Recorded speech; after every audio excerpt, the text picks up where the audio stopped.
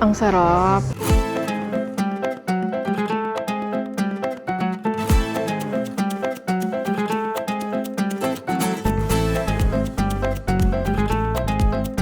May nakita ako na Filipino chef pala ang nagtatrabaho dito and nagsuserve din ng mga Filipino cuisine.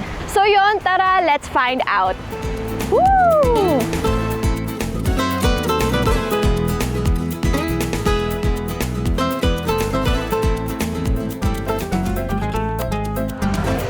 Bakit parang sobrang sosyalin dito? Akala ko kasi parang fast food lang siya. Ordering ko yung pork sisig tacos, pero gusto ko rin ng beef lechon led to straps. Beef short rib salpicao. Ang daming masarap. Ay nako, sige. I'll choose one. Pork sisig tacos. Hi, excuse me.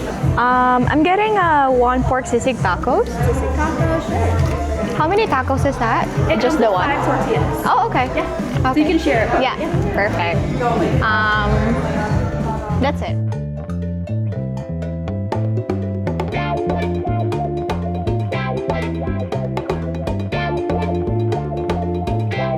Yes. Thank you. Ang sarap. Uy, may bell peppers, may green onions, may egg. Sarap, ang bango. Ako pala yung mag-aano na to, magsasandok.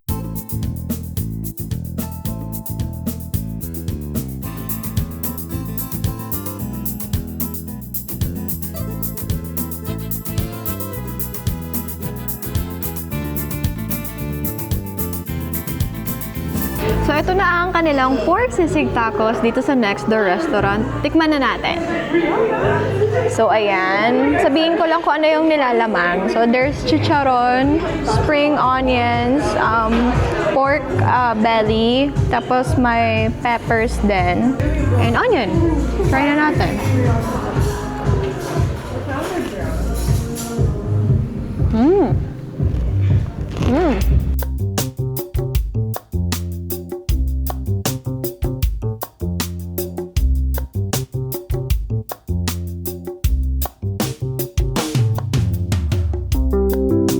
Malalasahan mo talaga yung pork na inihaw siya. Yung pagkaka-smokiness nung pork, lasang-lasa ko. And nadagdagan ng crunch nung nilagyan nila ng chicharon. Lasang-lasa ko rin yung sisig sauce. And then, usually, di ba pag nagsisisig tayo, meron tayong calamansi on the side. This one, no, you don't need calamansi at all. Kasi maasim na siya eh. Kasama na siya dun sa sisig sauce. So, masarap siya. I like it. Yung pagkaka-tender nung meat, nung pork belly, perfect din siya. Hindi siya overcooked, hindi siya undercooked. Siyempre, yung presentation, tingnan mo naman, sobrang ganda, sobrang colorful, very creative. And of course, we call this pork sisig tacos. May tortilla on the side. So ito, pinapartner natin with the rice, diba? Like the usual Filipino thing. Pero ito, snacks.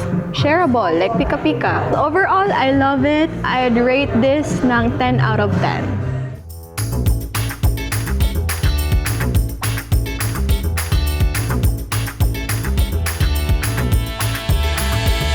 Medyo may kamahalan din dito sa restaurant na to. So, itong pork sisig na in-order namin, it's $19. So, manage nyo lang din yung expectations nyo pag pumasok kayo dito and nag-dine in with your friends and family. Pero masarap siya. It's good to try different fusion din, di ba? Hindi lang yung palagi tayo nasa Filipino restaurant. Doon lang tayo palagi bumibili ng mga cravings natin. This time, it's good to explore din na itong Canadian restaurant na to. Nag-offer din ng Filipino menu during dinner time nila.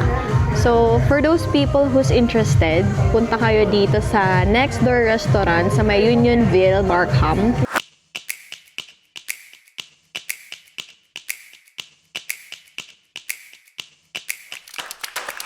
Nga pala guys, I forgot to mention, hindi nga pala to sponsored. Ito kasi na-curious ako kasi nakita ko to sa TikTok on my FYP na Canadian restaurant na nag-offer ng Filipino food.